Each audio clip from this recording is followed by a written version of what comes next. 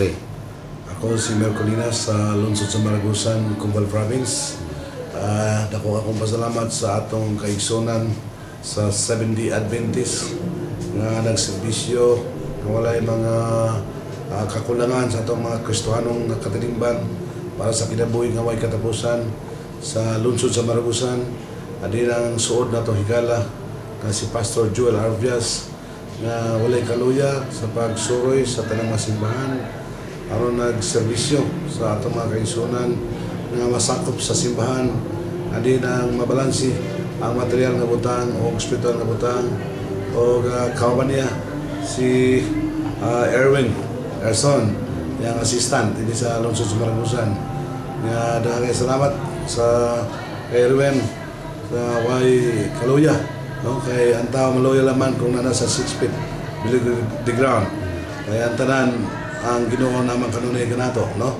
So ang lungsod sa Maragusan peaceful kayo o okay kayo ekonomiya is number 1 first class na lungsod sa lalawigan sa Cumbal. O bago pa kayo na imong first class o 1 year after sa paglingkod nako na imong first class o karon ang Maragusan is itagaan yung panalangin sa Ginoo ng mga tao.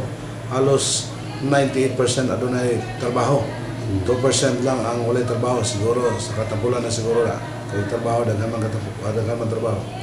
So grasya ang atong ikapasigarbo sa atong lungsod sa Maragusan na tanan nagbalance ang hospital nga butang o ang material nga butang.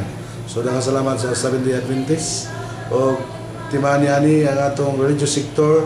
Ang programa sa atong lungsod doon ay gitawag partnership of the local government unit o sa atong kalihukan sa tanong pagtuo nga labi na din i-organize yun ang Maragusan United Pastor Association.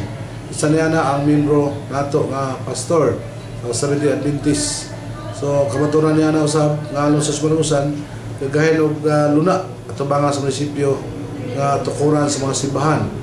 So kana siya mga programa sa atong lungsod nga nakikitawag ng close relationship between religious sector and the government. So kanala kang salamat sa atong labi na ang atong kaigsoon nga si Brad Jimmy sa Bandal, kuyan kayo o bago pa na kung naigala.